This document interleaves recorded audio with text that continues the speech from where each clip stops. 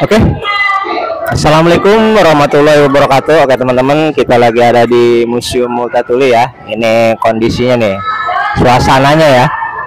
Suasananya lagi rame nih di sini. Dan hari ini kita akan ngobrol-ngobrol ringan ya dengan salah seorang pemandu dan juga edukator di Museum Multatuli. Namanya Kang Ginanjar. Kita sapa dulu nih, apa kabar nih Kang? Alhamdulillah baik Kak. Kabar tentunya insya Allah selalu baik. Oh, baik ya.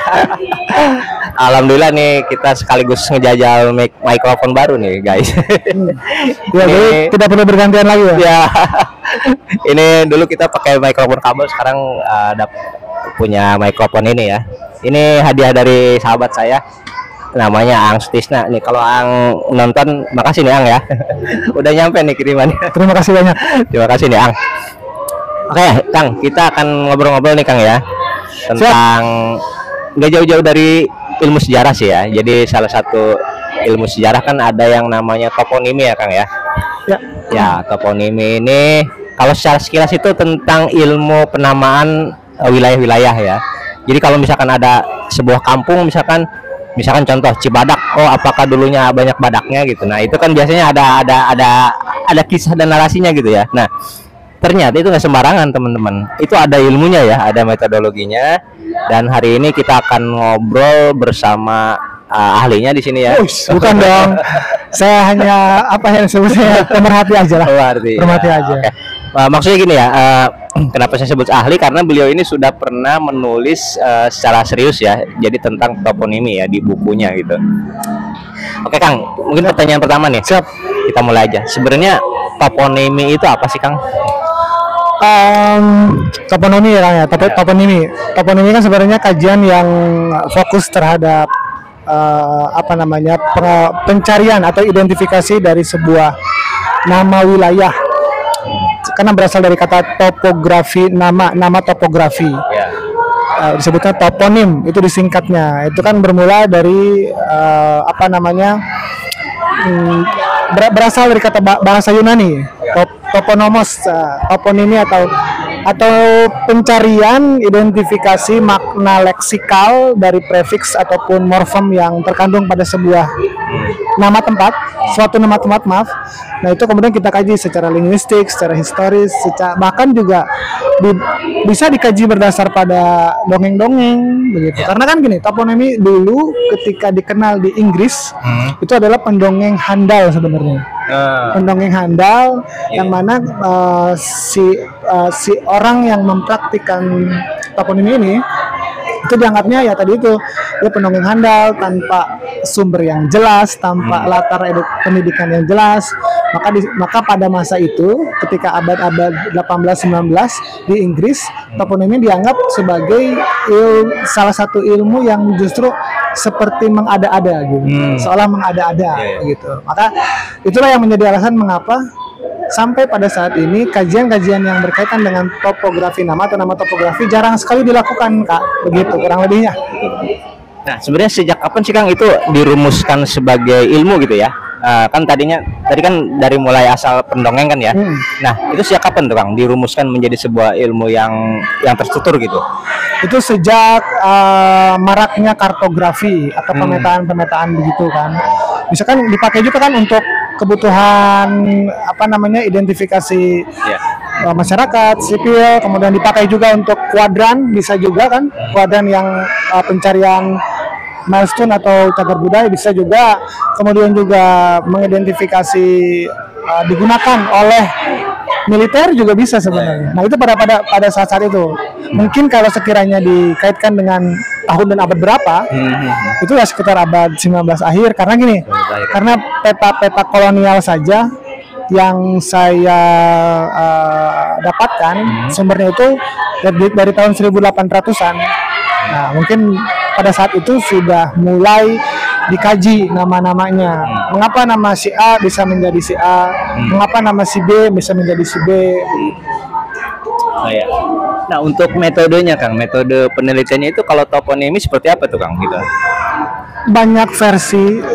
Cuman kalau yang saya lakukan itu biasanya toponomi yang saya lakukan itu kajiannya, metodenya analisis deskriptif. Pendekatannya tetap dengan kualitatif, tapi menekankan dengan pada sisi linguistik dan historisnya. Begitu. Karena kan sebenarnya kalau toponimi kan banyak banget metodenya, ada yang analisis deskriptif, ada metode-metode lain begitu. Ada metodologi penelitian sejarah juga bisa digunakan terhadap penulisan toponim bisa begitu kan. Karena kan menampung banyak sumber dari heuristik itu, menampung banyak sumber, kemudian dikritik, lalu diinterpretasi, kemudian baru ditulis, dihistoriografikan begitu. Bisa juga. Cuman yang paling banyak dilakukan yaitu deskriptif analitik. Deskriptif analitik ya. Cuman silakan. Oh, iya, cuman kadang-kadang gini Kang ya, misalkan contoh nih, ada sebuah kampung gitu ya. Sebuah kampung itu kan namanya itu udah narasinya itu dari turun temurun ya, dari kokolot kita gitu. Nah, tiba-tiba ada dokumentasi yang menjelaskan nama kampung itu bukan itu, tapi narasi yang udah berkembang itu gitu ya. Nah, sebenarnya mana nih yang harus kita pilih gitu? Gimana Kang berdasarkan toponim ini? Baik, kalau berdasarkan toponim misalkan si kampung A, kemudian dianggapnya ada petua atau tokoh masyarakat yang menganggap bahwa namanya bukan itu tapi namanya ini begitu kan. Nah, kita juga kan perlu, artinya gini, perlu data autentik ya. Data autentik, kemudian juga perlu diidentifikasi kata per kata atau bahasa yang digunakan untuk menamai suatu tempat itu berasal dari bahasa apa, kemudian juga berkaitankah dengan latar historisnya begitu. Nah, kalau sekiranya toponimi yang bukan berkaitan dengan pendongeng, tetap harus menggunakan data yang akurat. Jadi sekiranya kalau ada tokoh masyarakat yang menganggap bahwa namanya bukan ini tapi ini, nah kita bisa pertanyakan dari mana datanya begitu. Misalkan begini, kalau kita kan contoh aja ya, saya menemukan satu peta namanya peta kolonial Belanda, yaitu di tahun 1894 ada nama kampung dulu namanya dituliskan di dalam peta itu Gumariran, tapi sekarang namanya jadi Cimaninggul. Nah, itu kan berganti nama juga. Nah, siapa yang harus kemudian kita benarkan? Dan bagaimana cara memverifikasinya? Kita cari data atau cari manuskrip yang lebih tua.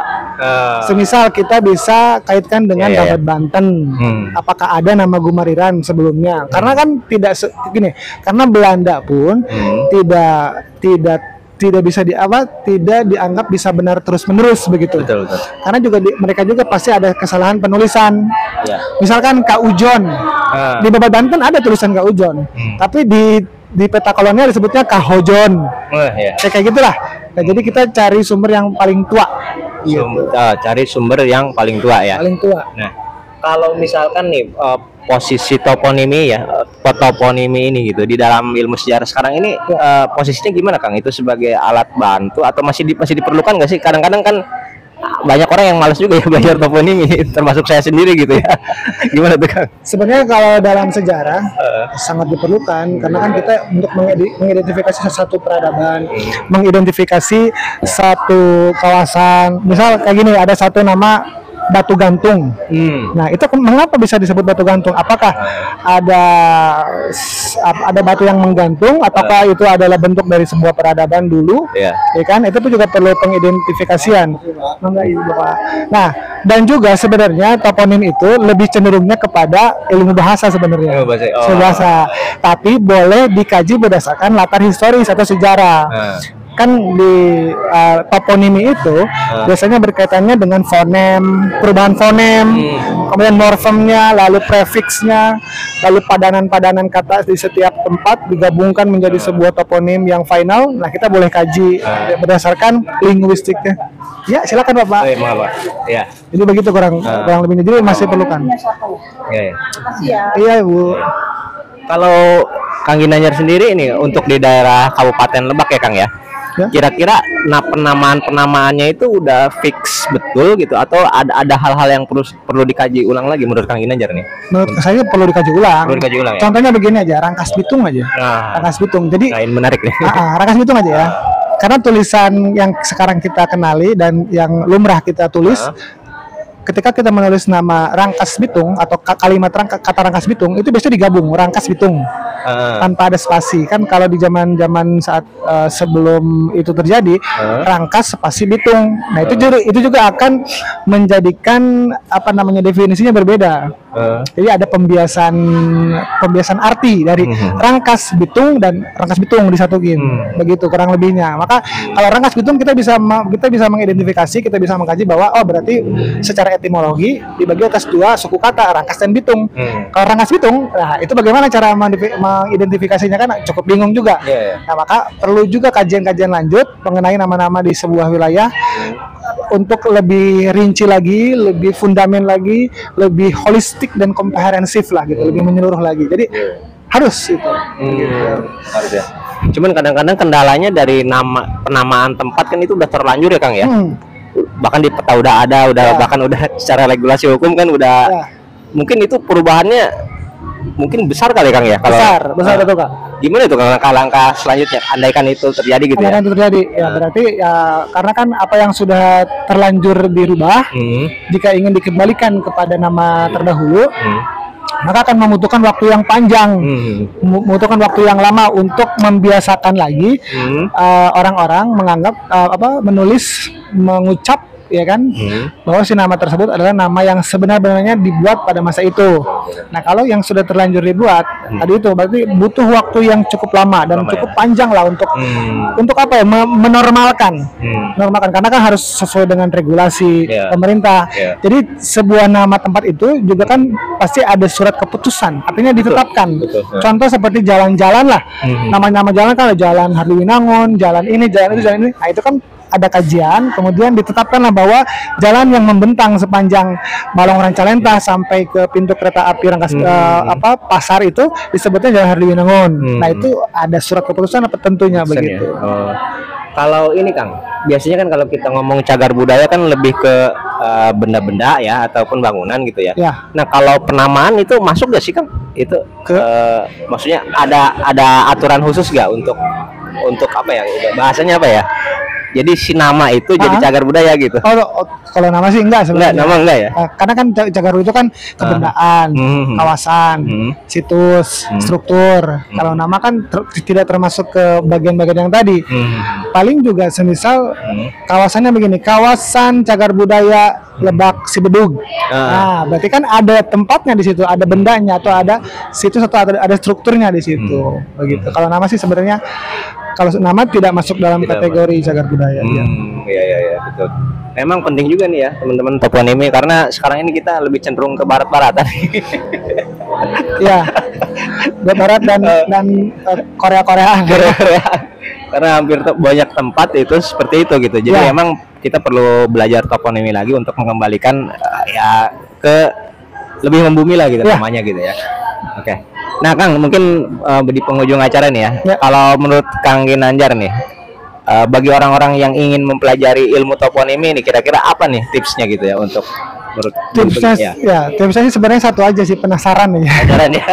Tipsnya penasaran aja dulu. Kalau kita punya rasa yang rasa penasaran kita tergugah, maka begini, apalagi kita misalkan berkecimpung di dunia bahasa, di dunia sejarah gitu, pasti rasa-rasa penasaran itu akan lebih menyeruak begitu. Karena juga kan gini, kalau kata pepatah Sunda itu bahasa teh ciriin bangsa. Iya gitu. betul.